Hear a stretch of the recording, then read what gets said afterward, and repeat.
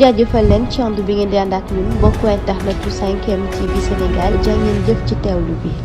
jaajëfal nañ leen mbokk wu internet yu 5M TV Sénégal xibaar yi la ca gën a fës wàllu politique la siège nag bu Déthié Fall moomee député bile dañ ko rek barricadé maanaam nag way takk der yi ñoo fa fees dell moo waral nag mu génnee rek ab këyit di xamle ni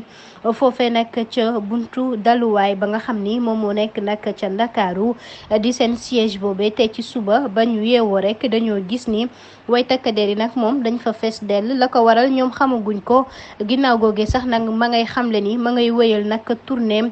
jëm rek ci kilifa diine yi waaye itam di jaajëfal ay message yi nga xam ne rek jot na ko ci subaak léegi moomee Déthié Fall di njiitu nag PRP